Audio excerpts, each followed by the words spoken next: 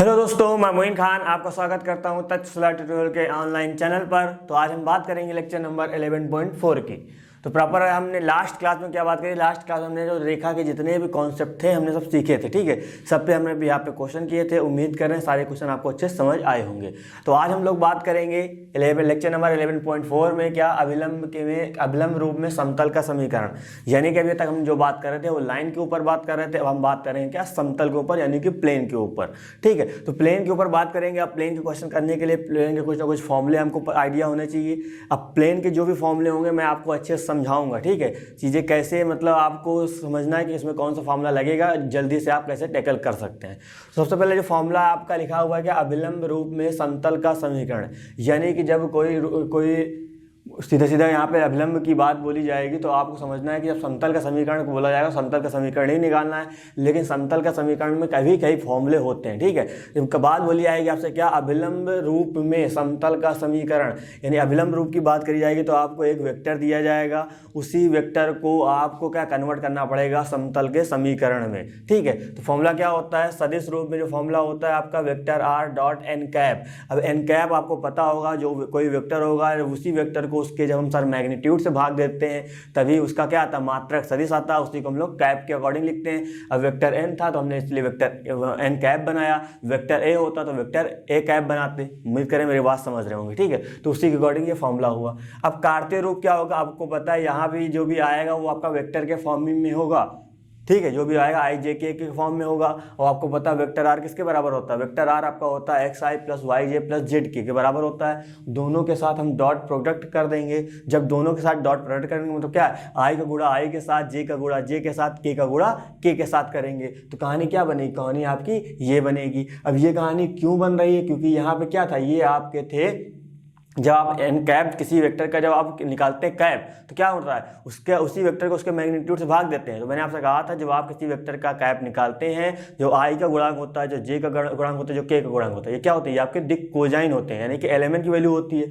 तो इसका मतलब यहाँ पे आएगा एल आई, बात समझ रहे हैं? एल आई एम आई और एन आई एन माफ करिएगा, L I M J N K होगा, ठीक है। और यहाँ पे एक्स आई इस तरह होगा, दोनों का मल्टीप्लाई होगा तो क्या आएगा? एल एक्स आएगा, एम वाई आएगा, एन जेड आएगा इक्वल टू डी आ जाएगा। अभी यहाँ पे सपोज करो यहाँ पे वेक्टर एन कैप नहीं है, यहाँ पे वेक्टर एन ही है। तो वेक्टर एन का मतलब क्या होगा? दिक अनुपात होगा, ए बी सी होगा। तो ए का मल्टीप्लाई एक्स से करेंगे, ए एक्स आएगा, बी एक्स आएगा, सी एक्स है। यानी इस चीज़ को हम लोग इस तरह भी लिख सकते हैं और इस चीज़ को हम लोग इस तरह लिख सकते हैं। कभी भी जो भी यूज में होगा हम लोग अप्लाई करेंगे। सीधा सीधा क्वेश्चन में कहा जाए आपसे क्या कि किसी समीकरण हमको निकालना है, जो हमको कहा समतल की हमको दिक कोजाइन पता है। तो दिक कोजाइन पता होगी तो हम यहाँ पे दिक कोजाइन के अकॉर्डिंग रख देंगे और आपको दूरी दी जाएगी, ठीक है। ये आपसे कहा जाएगा आपको दिक अनुपात दे रखे हैं तो समतल का समीकरण निकालिए, तो दिक अनुपात की जगह दिक अनुपात रख देंगे, जो दूरी होगी दूरी रख देंगे, तो आपका आंसर आ जाएगा, ठीक है। जो मैं चीज़ बोल रहा हूँ तो थोड़ा समझने की कोशिश करिएगा। अभी हम क्वेश्चन करेंगे तो आपको और अच्छे समझ में आएगा। तो सबसे पहले यहाँ पे हम राइट करते हैं सोल्यूशन। देन अब यहाँ पे जो आपका क्वेश्चन लिखा है, क्वेश्चन नंबर क्या लिखा है? क्वेश्चन नंबर आपका सेकंड लिया है। अब हमने 11.3 एक्सरसाइज के जो पहला क्वेश्चन हमने थोड़ा सा स्किप किया, अभी वो आपको लास्ट में बताया जाएगा। लेकिन ये जो फॉर्मूला है, फॉर्मूले की बेस ही आपका क्वेश्चन ले लिया कि आपको अच्छे से समझ में आ जाए फॉर्मूला कहना क्या चाह रहा है, ठीक है। तो क्वेश्चन क्या लिखा है? उस समतल का सदिश समीकरण ज्ञात कीजिए जो मूल बिंदु से 7 मात्रक दूरी पर है और सदिश कितना है? 3i + 5j - 6k पर कैसा है? देखो अभिलंब। तो इसका मतलब हमको जो भी निकालना है अभिलंब रूप में समतल का समीकरण निकालना है। यहाँ बात बोली गई, ठीक है। समतल का कौन सा समीकरण निकालना है? सदिश समीकरण निकालना है। अभी कार्तीय होता तो मैं कार्तीय वाले वाला फॉर्मूला लगाता, सदिश बोला गया तो सदिश वाला फॉर्मूला लगाएंगे। तो अब देखो सदिश में क्या क्या जरूरत है? सदिश में सर डी की जरूरत है और किसकी जरूरत है? एन कैप की जरूरत है। जो चीज़ आपको दे रखी है ये एन कैप नहीं दे रखा है, क्योंकि हमको पता, देखो हमने एक चीज़ पढ़ी है एन कैप क्या होता है और एन क्या होता है। क्योंकि हमको पता है कि सर जो एन कैप होता है उसका हमेशा मैग्नीट्यूड 1 के बराबर आता है। बात समझ रहे हैं? यानी कि जब हम सर उसका परिमाण निकालते हैं हमेशा किसके बराबर आता है? 1 के बराबर आता है। तो ये आप इसका निकाल के देखिए 1 आ रहा है, 1 नहीं आ रहा है। इसका मतलब क्या? ये आपका सिंपल सा वेक्टर दे रखा है। बात समझ रहे हैं? यानी कि चलिए हम इसको बना लेते हैं। कितना यहाँ पे आपका जो डी दे रखा है, कितना डी आपको दे रखा है? 7 मात्रक। तो हम यहाँ पे इसको राइट कर लेंगे। तो उम्मीद करें मेरी बात समझ रहे होंगे कि आप वेक्टर एन और वेक्टर एन कैप, मतलब एन कैप के बारे में समझें। क्योंकि एन कैप जो होता है उसका एन कैप करें या ए कैप करें चाहे बी कैप करें, हमेशा उनका जो मैग्नीट्यूड होगा वो 1 के बराबर होता है, ठीक है। तो आप इसको एन कैप मान रहे हैं तो इसका मतलब इसका जो मैग्नीट्यूड आना चाहिए वो हमेशा 1 के बराबर आना चाहिए। 1 के बराबर आ रहा है तो आप कह सकते हैं कि सर एन कैप दे रखा है लेकिन 1 के बराबर नहीं दिख रहा है। जब 1 के बराबर नहीं दिख रहा है इसका मतलब ये सर सिंपल सा n दे रखा है। ठीक है, जब आपका वेक्टर n दे रखा है तो हमने यहाँ पे बना लिया इसका क्या, वेक्टर n बना लिया। कितना दे रखा है वेक्टर n, यहाँ पे दे रखा है 3i प्लस का 5j माइनस का 6k हो जाएगा। ठीक है, ये आपका एन कैप। अब हमको निकालना क्या, हमको निकालना एन कैप निकालना। तो आपको पता है जब वेक्टर एन को उसके मैग्नीट्यूड से सर हम भाग देंगे तभी एन कैप आएगा। तो वेक्टर एन कितना दे रखा है, वेक्टर एन दे रखा है 3i प्लस का 5j माइनस का कितना हो जाएगा 6k अपॉन में मैग्नीट्यूड ऑफ एन कैप, इसका वेक्टर एन, इसका निकालेंगे कितना आएगा। आपको पता है जब किसी चीज़ का मापांक निकालते क्या आता है, आई के गुणांक का स्क्वायर प्लस जे के गुणांक का स्क्वायर प्लस के गुणांक का स्क्वायर। यहाँ करेंगे कितना आ जाएगा, ये आपका 9 हो जाएगा, ये आपका 25 हो जाएगा और ये आपका कितना हो जाएगा, ये आपका 36 हो जाएगा। ठीक है, तो उम्मीद करें मेरी बात समझ में आई होगी। अब देखो यहाँ पे 3i जैसे लिखा वैसे लिख देंगे प्लस का 5j माइनस का 6k अपॉन में ऐड करेंगे कितना आ जाएगा, ऐड करेंगे 36 और ये दोनों जोड़ेंगे 34 हो जाएगा, 34 में 36 जुड़ेगा तो आपका आ जाएगा 70 आ जाएगा। तो बात समझ में ये आ जाएगा। तो एन कैप कितना आ जाएगा, एन कैप हो जाएगा। अब यहाँ से हम अलग अलग कर लेंगे यानी कि 3/i हो जाएगा, j हो जाएगा और यहाँ से हो जाएगा कितना 6/√17 आपका यहाँ पे हो जाएगा k हो जाएगा। ठीक है, तो हमने निकाला यहाँ पे क्या, एन कैप निकाला। ठीक है, अब एन कैप हमने निकाल लिया। अब हमको क्या निकालना, हमको निकालना है तो समतल का सदिश समीकरण निकालना है। तो समतल का सदिश समीकरण क्या था, r vector r dot N cap d। ठीक है, d तो आपको साफ साफ दे रखा है 7, एन कैप आपने अभी ये निकाल लिया। सीधा सीधा यहाँ राइट करेंगे क्या, यहाँ लिखेंगे समतल का समीकरण। ठीक है, जब हम समतल का समीकरण की बात करेंगे क्या होगा, vector r N cap is equal to आपका यहाँ पे d आएगा, वेक्टर r तो आपका ऐसे रहेगा। ठीक है, यही कहानी हो जाएगी। एन कैप जो अभी हमने राइट किया यहाँ पे, ये तो यहाँ पे रख देते हैं यहाँ पे, और यहाँ पे जो d की वैल्यू आपकी, d की वैल्यू 7 है वो राइट कर देंगे। ठीक है, तो यही आपका क्या हो जाएगा, समतल का समीकरण हो जाएगा अविलंब रूप में। ठीक है, तो आपका आंसर हो जाएगा। ये आपका सदिश था। अभी जैसे इसको क्या बनाना होता है, इसलिए अभी इसको आपको कार्तीय रूप में बनाना होता तो आप क्या करते, देखिए जब कार्तीय रूप में बनाना होता वेक्टर आर किसके बराबर होता था सर, xi प्लस वाई जे प्लस जेड के। यहाँ पे हम लोग वैल्यू रख देते, फिर यहाँ क्या हो रहा है देखो बीच में इसका आर का इसके साथ क्या डॉट प्रोडक्ट हो रहा है, तो आई का गुणा आई के साथ कर देते, जे का जे के साथ कर देते, के का के के साथ करते, बराबर कितना आता, बराबर 7 आ जाता। तो आपका वही आंसर होता। बात समझ रहे हैं। अब आप यहाँ पे थोड़ा सा मैं और बताना चाहूंगा, जैसे आपने एन कैप निकाला, मैंने कहा था किसी वेक्टर के जब आप एन कैप निकालते हैं जो आई का गुणांक होता है वो किसके बराबर होता है, वो आपका एल के बराबर होता है, ये आपका एम के बराबर होता है, ये आपका एन के बराबर होता है। बात समझ रहे हैं। तो आपका जब कार्तीय रूप निकालते हैं तो वही पोर्शन निकल के आता। उम्मीद करें मेरी बात समझ रहे होंगे। ठीक है, अगर कोई दिक्कत होती है देन बिल्कुल आप कॉन्टेक्ट करिएगा, परेशान बिल्कुल नहीं होना किसी भी चीज़ पे, चाहे छोटी सी परेशानी हो चाहे बड़ी सी हो, आपको पूछना ही तो पूछना है यार, है ना। बात समझ रहे हैं ना। तो चीज़ें बिल्कुल समझते रहिएगा, चीज़ें बिल्कुल क्लियर होंगी। तो उम्मीद करें इस तरह की कोई भी क्वेश्चन आपको सामने देखेगा, जब यहाँ बात होगी क्या मतलब सेम वर्डिंग यही आएगी, कुछ चेंज नहीं होता। याद रखिएगा वर्डिंग में जो वर्डिंग यहाँ लिखी है वो ये चीज़ है, तो बस आप ये वाला फॉर्मूला अप्लाई कर दीजिएगा आसानी से। ठीक है, अब यहाँ पे सीधा सीधा क्वेश्चन में क्या, यहाँ पे वेक्टर के फॉर्म में बोला गया तो वेक्टर के फॉर्म में ले लिया हमने। अभी यहाँ पे कुछ और दिया जाता तो हम उसके अकॉर्डिंग काम करते, यानी कि सदिश की बात करते तो सदिश के अकॉर्डिंग दिया जाता, सदिश की बात करते। डी तो आपका दोनों में सेम ही रहेगा। बाकी यहाँ पे बात करेंगे, ये आपका ABC क्या हो जाएगा, ये क्या हो जाएगा, ये आपका ABC हो जाएगा। चुप्पे यहाँ रख देंगे, आपका आंसर आएगा। ये आप यहाँ तक निकाल लेंगे, उसके बाद क्या करेंगे, उसके बाद यहाँ से आप चेंजेस कर सकते हैं, आसानी से हो जाएगा। तो उम्मीद करें मेरी बात आप बिल्कुल समझ रहे होंगे। इसी तरह क्वेश्चन आपको टैकल करना है। चलिए हम बात करते हैं क्वेश्चन नंबर 3 की। क्वेश्चन नंबर 3 बोला क्या गया, निम्नलिखित समतलों का कार्तीय समीकरण ज्ञात करना। यानी कि जो आपको दे रखा है ये आपका सदिश रूप दे रखा है, हमको निकालना क्या, समतल का कार्तीय रूप निकालना। तो कार्तीय रूप के लिए आपको बताया कि आर की जगह आपको क्या रखना है, xi प्लस वाई जे प्लस जेड के। ठीक है, जो भी मैं आपको यहाँ समझाने की कोशिश कर रहा हूँ वही काम यहाँ पे आपको करना है। तो सबसे पहला जो क्वेश्चन आपका लिखा हुआ है क्या ए है, तो हम यहाँ पे इसको राइट कर लेते हैं। कितना दे रखा है, वेक्टर आर, और यहाँ दे रखा है कितना आई प्लस जे माइनस का के इक्वल टू कितना दे रखा है, 2 दे रखा है। इसको हमको क्या बनाना है, इसको हमको बनाना है कार्तीय रूप। ठीक है, तो कार्तीय रूप में क्या होगा, सीधा साधा अगर एक्स वाई जेड ही आता है ना, तो वो कहानी करनी पड़ेगी। तो यहाँ से आई जे के को आपको हटाना पड़ेगा। तो जब कार्तीय रूप बनाएंगे तो आर किसके बराबर होता है, तो आर को मैंने आपको वेक्टर ही में बताया था किसके, एक्स आई प्लस वाई जे प्लस का जेड के बराबर होता है। तो ये चीज़ आ जाएगी, यहाँ पर रखेंगे डॉट, ये आपका आई हो जाएगा, ये जे हो जाएगा, ये आपको कितना आ जाएगा, k हो जाएगा, ये आपका आ जाएगा 2 के बराबर। देखिए यहाँ पे i का गुणांक कितना है, x, यहाँ पे i का गुणांक कितना है, 1 है। जब इसका मल्टीप्लाई करेंगे कितना हो जाएगा आपका, यहाँ पे आ जाएगा x आ जाएगा। y का नहीं, यहाँ y है, यहाँ पे है 1, कितना हो जाएगा y आ जाएगा। a का नहीं, यहाँ पे z है, यहाँ है -1, कितना आ जाएगा, माइनस का z हो जाएगा। ठीक है, तो ये सब चीज़ें समझते रहिएगा। ये आपका z हो जाएगा और क्या बचेगा आपका 2 बचेगा, तो 2 हो जाएगा। तो ये क्या हो जाएगा, ये इसका ये कार्तीय मतलब सदिश रूप था, ये आपका क्या आ गया, ये आपका समतल का कार्तीय रूप आ गया। बात समझ रहे हैं, तो ये चीज़ हो जाएगी। अब क्वेश्चन नंबर चलिए बी पे पहुंचते हैं। बी क्या दे रखा है, बी सिंपल सा ये दे रखा है कितना, vector r dot 2i plus का 3j माइनस का 4k। ठीक है, तो ये कहानी यहाँ दे रखी है, तो ये आपका हो जाएगा कितना, 1 हो जाएगा। अब r की वैल्यू यहाँ पे कितनी हो सकती है समझिएगा, r की वैल्यू यहाँ पे नॉर्मल के तौर पे वही काम रखेंगे, फिर से यही चीज़ रखेंगे, क्या, xi प्लस का yj प्लस का zk। ठीक है, तो ये हमने यहाँ पे राइट कर दिया। अब यहाँ पे आपका रहेगा डॉट प्रोडक्ट, कितना आ जाएगा, 2i हो जाएगा प्लस का 3j हो जाएगा माइनस का 4k हो जाएगा इक्वल टू 1 आ जाएगा। अब देखिए इसका मल्टीप्लाई से करेंगे कितना आ जाएगा, 2x आएगा। इसका मल्टीप्लाई से करेंगे कितना आएगा, 3y आ जाएगा। इसका मल्टीप्लाई से करेंगे कितना आ जाएगा, 4z हो जाएगा इक्वल टू 1 आ जाएगा। क्योंकि आपको क्या बताया गया था, आई का गुणा आई के साथ करिएगा डॉट प्रोडक्ट में, जे का जे से क्या करिएगा, के का के से साथ कर लीजिएगा, जो साइन होगा उसी साइन के अकॉर्डिंग करिएगा। ये आपको क्या आ गया, आपका आ गया कार्तीय रूप आ गया। तो बहुत चीज़ें आसान है, बस थोड़ा सा आपको समझना है। ठीक है, क्वेश्चन नंबर आपका जो सी लिखा हुआ है थर्ड का, वो देखिएगा कितना लिखा हुआ है, r डॉट। अब आप उम्मीद करें समझ में आ गया हो, तो आप अपने आप से भी ट्राई कर सकते हैं। ठीक है, जरूरी नहीं कि टीचर जिसने जिस तरह लिखा हम उसी तरह करेंगे, बिल्कुल आपको समझ में आ जा रहा है तो अपने अकॉर्डिंग काम करिए, इसमें ज़्यादा बेटर रहेगा, है ना। तो क्वेश्चन यहाँ पे जो लिखा था हमने राइट कर लिया कितना, टू लास्ट में बचा 2s प्लस t, और ये आपका कैप आ गया है, यहाँ पे आ गया 15।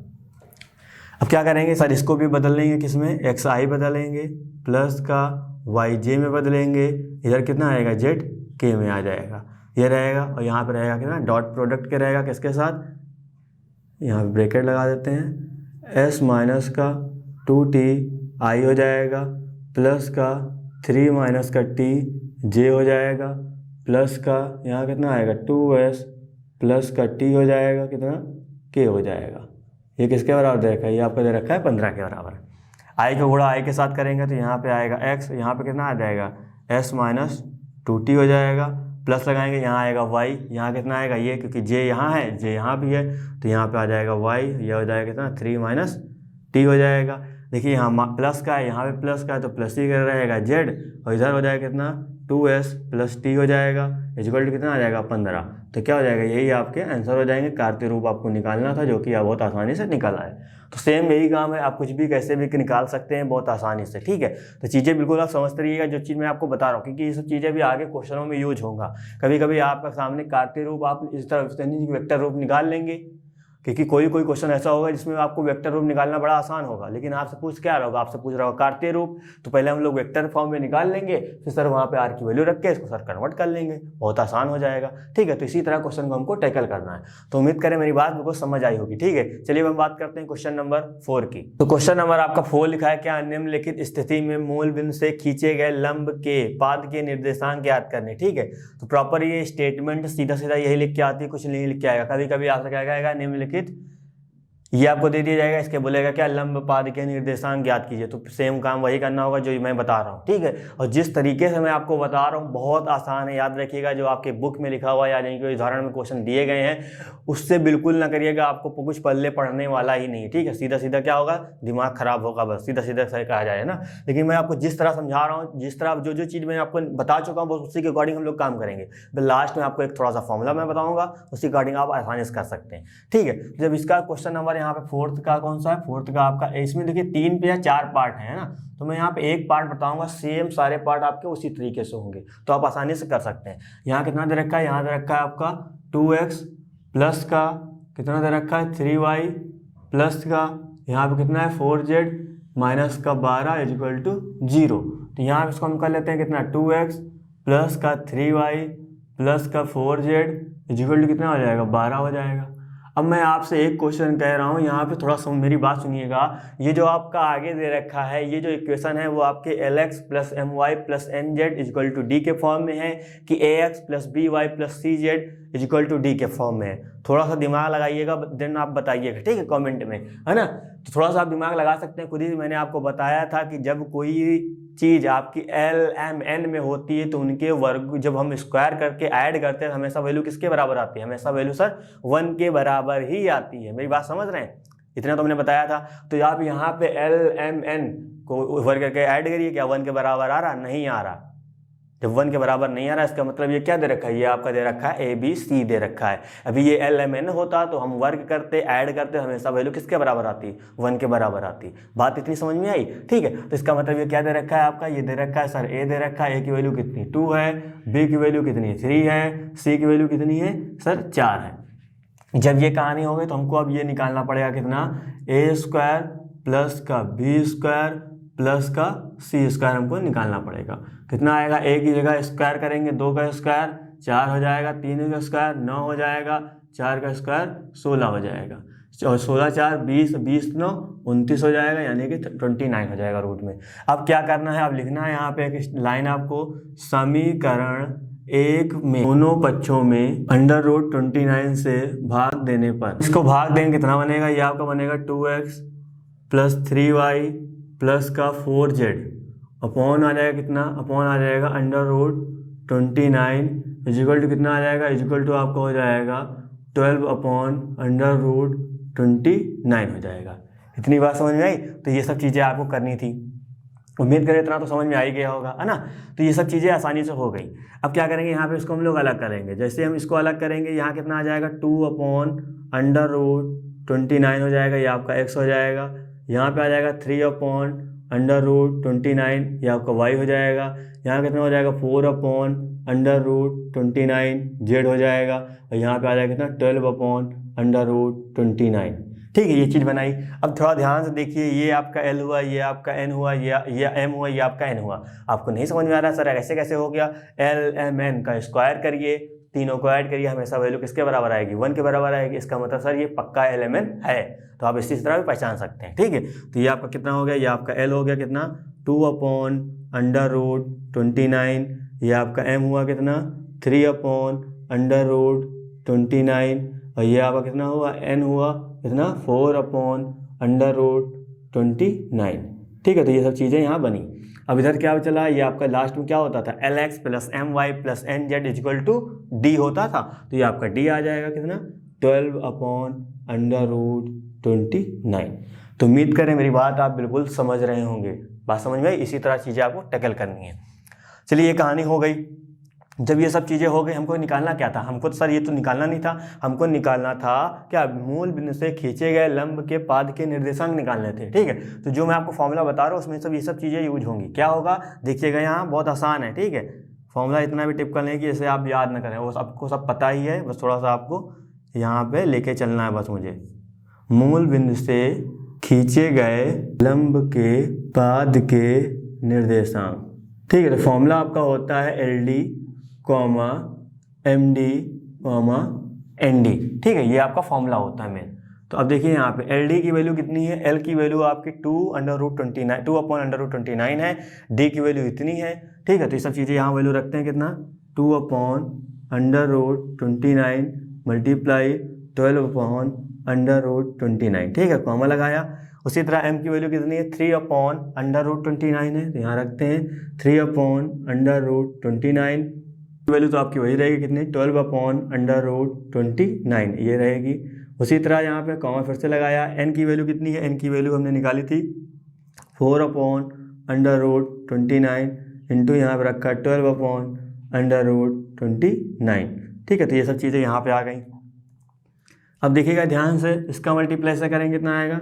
24 हो जाएगा। अब आपको पता है ये दोनों नंबर मल्टीप्लाई करेंगे तो रूट आपका कैंसिल आउट हो जाएगा। तो यहाँ कॉमा आएगा, बात नहीं 36 हो जाएगा आपका। यहाँ पे कितना आ जाएगा? यहाँ पे 29 हो जाएगा, और यहाँ पे कितना आएगा? 12 चौक 48 हो जाएगा। यहाँ कितना आएगा? ये आपका 29 आ जाएगा। ठीक है, तो ये क्या हो जाएगा? यही आपका मूल बिंदु से खींचे गए लंब के पाद के निर्देशांक होंगे। ठीक है। तो आप एक बार ये वाला मेथड देखिएगा और एक बार जो आपकी बुक में लिखा हो वो देख लीजिएगा, समझ में आ जाएगा कौन सा बेहतर है, ठीक है। तो इसमें कुछ नहीं करना था, जो आप कर चुके हैं बस वही चीज़ अप्लाई यहाँ करनी थी। बात समझ में आई? तो आसानी से आप कर सकते हैं। जैसे यहाँ पे एक क्वेश्चन आपका और बन सकता था, ये हम जिसे भूल जाएं, यहाँ पे से लिखा हुआ है, ये आपका क्वेश्चन लिखा हुआ है, आपसे यहाँ पे यही पूछा गया था। मैं आपसे कहूँ 2x + 3y + 4z - 12 = 0, मैं आपको बताना है क्या, आपको यहाँ पे दूरी बतानी है और दिक् कोज्या बतानी है, यानी कि LMN की वैल्यू बतानी है। तो सेम काम आप इसी तरह करेंगे, यही आपका क्या हो जाएगा, ये आपका आंसर हो जाएगा। बात समझ रहे हैं? तो हमने एक तीर से दो निशाने किए हैं। क्या हमने सर लंबपाद के निर्देशांक भी निकाल लिए, हमको सर दिक् कोज्या और दिक् कोसाइन, यानी कि और हमको क्या निकालना पड़ गया, यानी कि हमको दूरी भी निकालना आ गया। तो अब कुछ भी कर सकते हैं, यानी कि एक चीज से हमने दोनों क्वेश्चन को टैकल कर लिया। बात समझ में आई? चलिए अब ये कॉन्सेप्ट तो जो था आपका हो गया।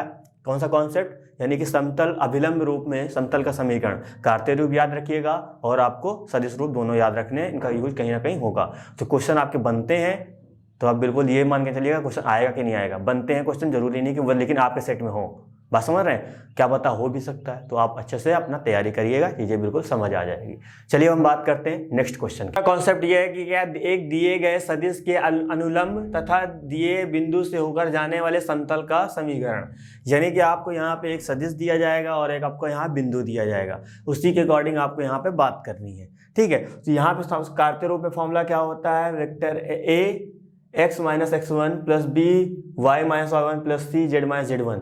अब यहाँ पे आप समझ में आ गया होगा क्या x1 y1 z1 क्या है, आपके बिंदु है, जो आपको यहाँ पे बिंदु दिया जाएगा, ठीक है। और यहाँ जो कैपिटल A कैपिटल B और कैपिटल C जो लिखा हुआ है, सदिश जो आपको दिया जाएगा, यानी कोई एक वेक्टर दिया जाएगा, जो I का गुणांक होगा वो आपको कैपिटल A हो जाएगा, जो J का गुणांक होगा कैपिटल B हो जाएगा, जो C का गुणांक जो K का गुणांक होगा वो कैपिटल C हो जाएगा, ठीक है। इसी तरह यहाँ मिल जाएगा। अब यहाँ देखिए ये क्या होगा, वेक्टर n, यानी कि जो आपका सदिश दिया जाएगा वो आपका वेक्टर n बन जाएगा। जो आपको बिंदु होगा, बिंदु को हम लोग वेक्टर फॉर्म में बना लेंगे, वो आपका वेक्टर A हो जाएगा। यानी कि सारी चीजें यहाँ आसानी से डिफाइंड है। अब क्वेश्चन किस तरह पूछा जाता है वो देखिए। तो क्वेश्चन नंबर 5 के जो 2 पार्ट थे उस सेम इसी तरीके के, बस मैं आपको एक करा रहा हूँ, एक अपने आप से कर लीजिएगा। क्या लिखा हुआ है, निम्नलिखित प्रतिबंधों के अंतर्गत समतलों का सदिश एवं कार्तीय समीकरण ज्ञात कीजिए।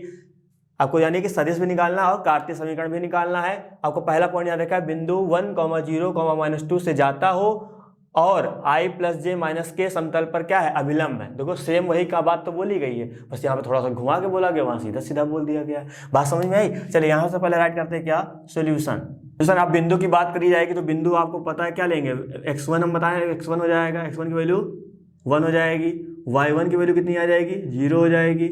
इसी तरह z1 की वैल्यू कितनी हो जाएगी, z1 की वैल्यू जब हम निकालेंगे तो माइनस का कितना आ जाएगा, 2 आ जाएगा। और इसी को हम लोग वेक्टर के फॉर्म में जब बनाएंगे तो वेक्टर A हो जाएगा, कितना आ जाएगा, 1 का मल्टीप्लाई ऐसे करेंगे I हो जाएगा, यहाँ पे आ जाएगा कितना 0, J आ जाएगा, यहाँ कितना आ जाएगा -2K हो जाएगा, क्योंकि प्लस रहता है लेकिन माइनस प्लस माइनस हो जाएगा। ये कहानी यहाँ मिल गई।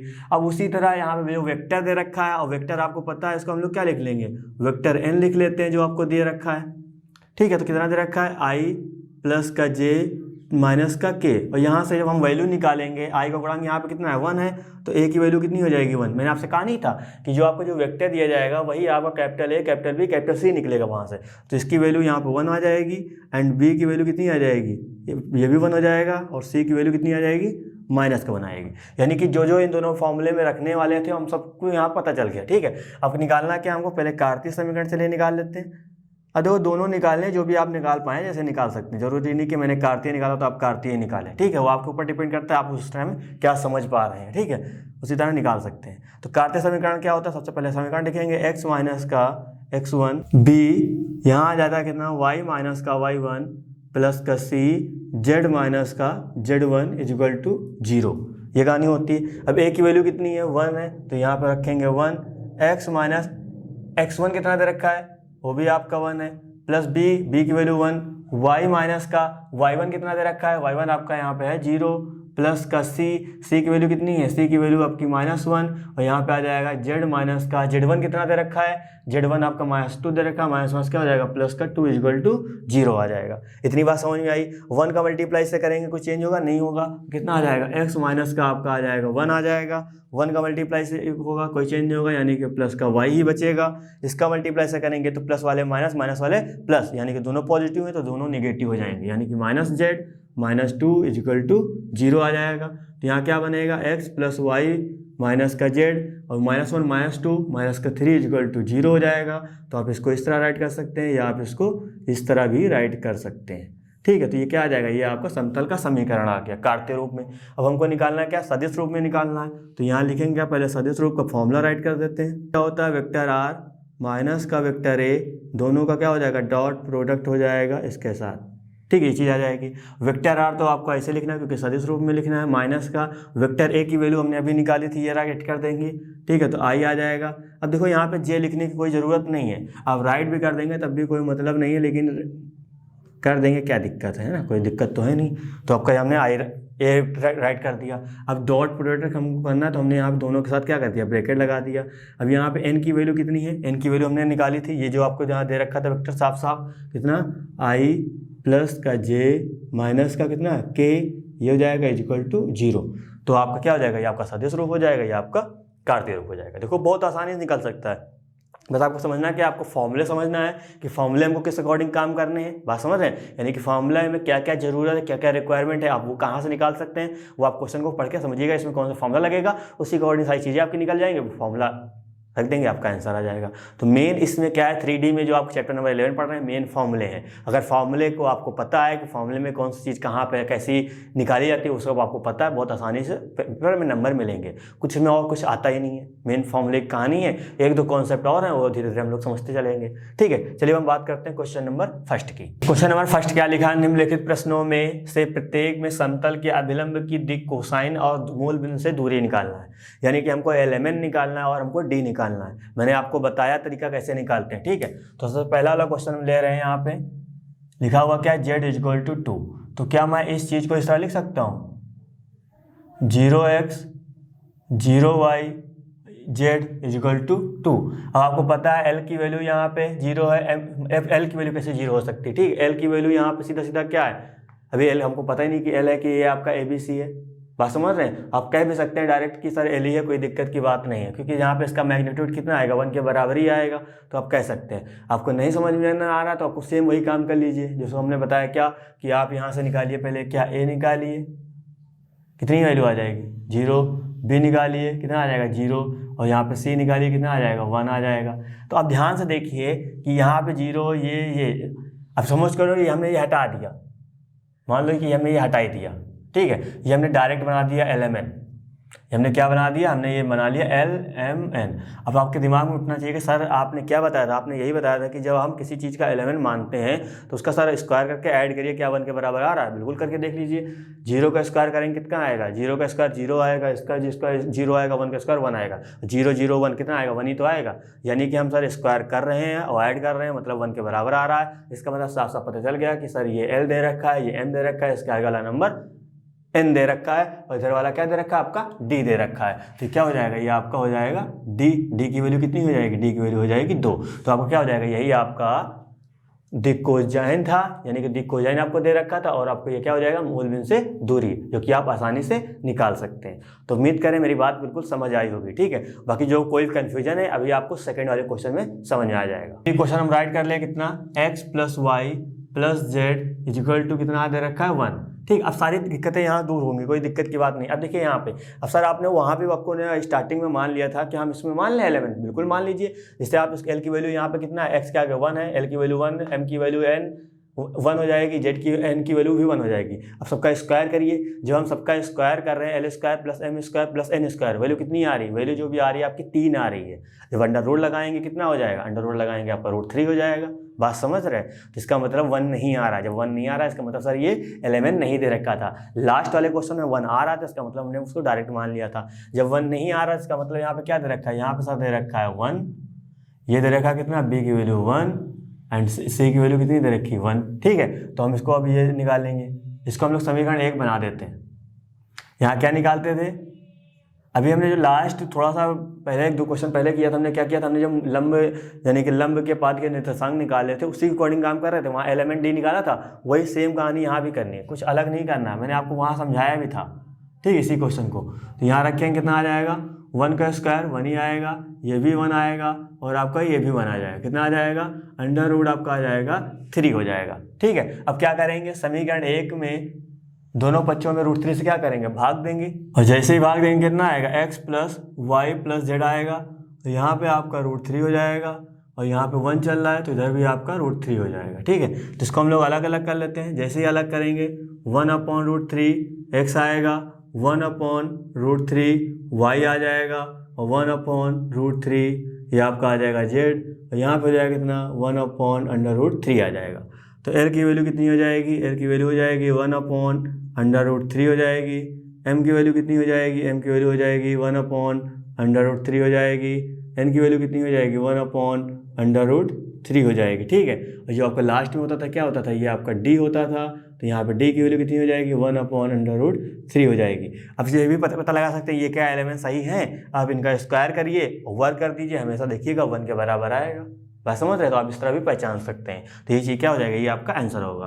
तो इसमें 3-4 पार्ट हैं, मैंने आपको 2 पार्ट बताए हैं, आप आसानी से 2 पार्ट आराम से कर सकते हैं। ठीक है, कोई परेशानी नहीं होनी चाहिए। सेम प्रोसीजर जो मैंने अप्लाई किया बस यही आपको अप्लाई करना है। तो इस तरह क्वेश्चन कोई भी आए, जितना भी आज मैंने बात करी है, कॉन्सेप्ट को पकड़िएगा, यानी कि जो हमने फॉर्मूले बताए हैं, फॉर्मूले मैंने आपको किस हिसाब से बताए हैं वो चीज़ समझिएगा। ठीक है, समझ में नहीं आया फिर से एक बार वीडियो देखिएगा, समझ में चीज़ें आ जाएंगी। ठीक है, आप थोड़ा सा ध्यान देके काम करिए, चीज़ें सब समझ में आएंगी। ऐसा कोई क्वेश्चन नहीं होगा जो आपके पेपर में आया हो और हमने यहाँ बताया ना हो। बात समझ रहे हैं, सारी चीज़ें बिल्कुल समझाई जाएंगी। आप बस कोई समझ में नहीं आती आप कॉन्टेक्ट करिए। तो इस वीडियो से संबंधित नोट्स प्राप्त करने के लिए डिस्क्रिप्शन में दिए गए लिंक पर क्लिक करें। तो दोस्तों आज के लिए बस इतना ही, मिलते हैं नेक्स्ट क्लास में। धन्यवाद।